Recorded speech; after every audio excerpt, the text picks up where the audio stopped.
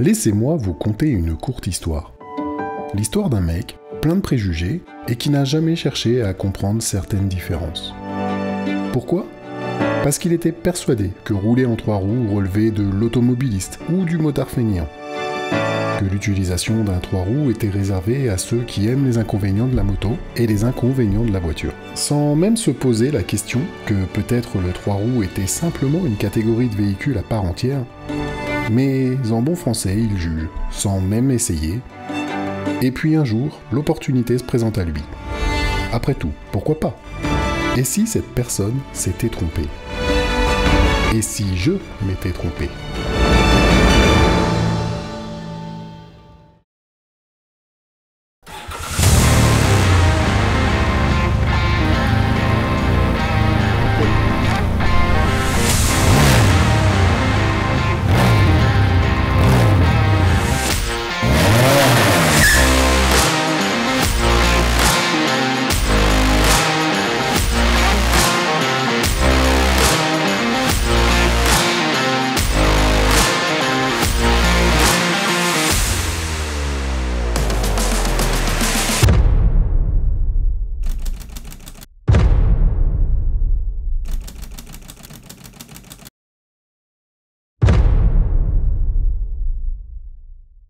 Afin que je juge par moi-même pourquoi tant de motards et d'automobilistes se dirigent vers ce genre de machine, je vous avoue être perplexe à l'essai de Scanam. C'est la première fois que je vais monter dessus, c'est la première fois tout court que j'essaye un véhicule à 3 roues, mais il paraît que l'essayer c'est l'adopter. Ouais, un grand sage a dit un jour, il n'y a que les cons qui ne changent pas d'avis. Et croyez-moi, j'ai pas l'impression que je vais prendre beaucoup de plaisir aujourd'hui. Bref, laissez-moi vous présenter le mixte entre une moto et une voiture.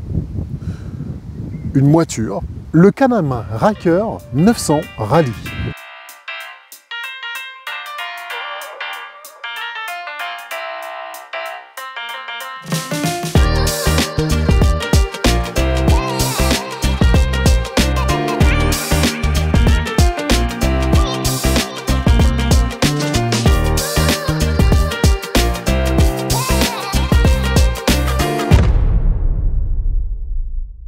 Le Ryker, c'est le petit bébé de la gamme. C'est un petit morceau de 2352 mm de long sur 1509 mm de large, monté sur des pneus de bagnole et pesant autour des 285 kg à vide. Réservoir de 20 litres, selle pilote unique avec la possibilité de rajouter une selle passager en option avec le dosseret. Des feux de croisement en format feu additionnel, des amortisseurs Kayabé réglables de partout et facilement, des jantes du groupe B en 15 et 16 pouces, un radiateur de bagnole qui lui donne un air furax et un pot Acra avec cette version rallye qui donne toute la sonorité à ce petit bolide. Sans oublier un moteur 3 cylindres Rotax de 900 cm3 développant environ 80 chevaux. Sa boîte auto CVT, ses disques avant de 270 mm contre 220 à l'arrière et une garde au sol de 112 mm. Dans les grandes lignes, il y a du bon. Donc, ok.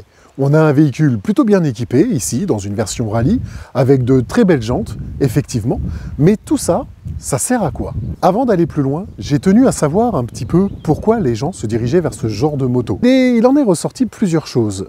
La première, c'est évidemment ceux qui ont le permis B et qui ne souhaitent pas s'investir dans le permis moto, mais qui aiment les sensations de la moto, c'est-à-dire mettre un équipement, se sentir un peu libre et peut-être de trouver un certain plaisir à rouler mouillé comme en moto. C'était un petit pic gratuit ça. Ensuite, il y a ceux qui ont le permis moto et qui souhaitent passer sur quelque chose de plus stable pour plusieurs raisons. Et la raison qui en sort le plus souvent, c'est suite à un accident par exemple, en moto, et qui ont besoin de remettre le pied à l'étrier, soit pour se redonner confiance ou pour une quelconque autre raison. Du coup, mon point de vue change un petit peu. Je me dis évidemment, l'offre des 3 roues permet à ce genre de personnes de pouvoir trouver du plaisir, ou retrouver du plaisir au guidon d'un engin qui permet de rappeler quelques sensations de la moto. Et je trouve ça plutôt bien dans l'ensemble. En général, on ne pense pas à ce genre de personnes quand on croise des Can-Am ou des véhicules 3 roues. Personnellement, La première chose qui me venait à l'idée, c'était l'image d'un feignant. Mais en vrai, il y a peut-être une histoire derrière cette personne. Et puis, de toute façon, je n'ai pas à juger, nous n'avons pas à juger. Le monde de la moto doit permettre à chacun de trouver son bonheur. Et si ces gens-là trouvent leur bonheur sur un véhicule à 3 roues, soit qu'il en soit ainsi. Et que chacun prenne du plaisir à sa façon. Mais quand même, quand on a le permis moto et qu'on a le permis voiture, et qu'on n'a pas d'antécédent particulier, pourquoi est-ce qu'on achèterait ça? Je veux tester. Alors, accrochez vos ceintures, parce que je pense que ça peut décoiffer.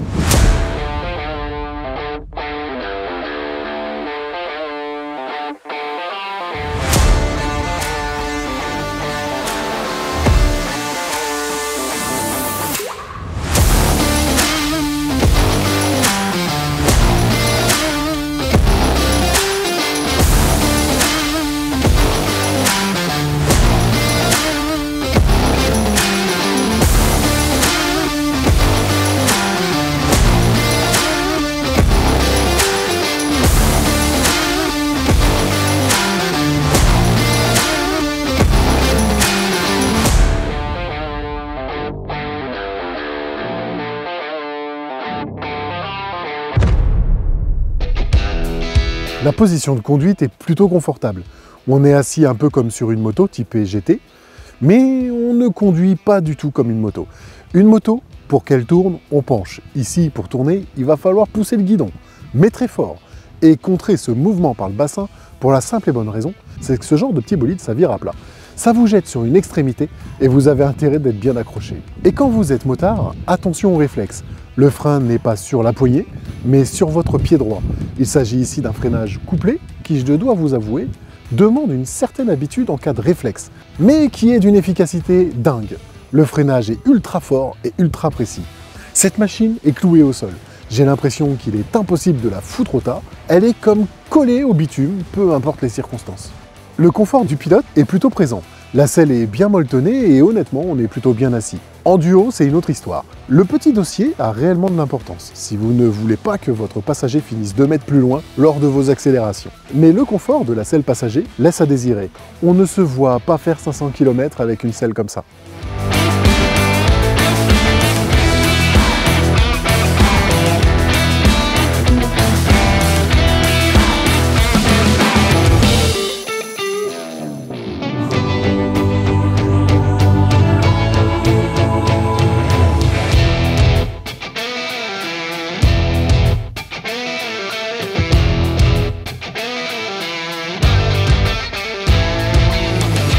Parlons un petit peu des défauts de cette bécane. Le premier défaut, vous vous en doutez, c'est sa taille. Outre le fait qu'on s'amuse excessivement bien sur tous les types de routes, que ce soit des chemins ou du bitume, qu'on se sente réellement en sécurité. Sa taille pourra poser problème lorsqu'on a l'habitude de la moto. Même si c'est un petit gabarit, 1,50 m, ce n'est pas non plus une voiture, il faut y penser. L'interfile risque d'être assez compliqué, mais faisable. Et les passages dans les petites rues étroites rendent les balades en centre-ville assez physiques, tellement vous aurez de manœuvres à faire. Un autre défaut, c'est sur sa partie qualité de fabrication.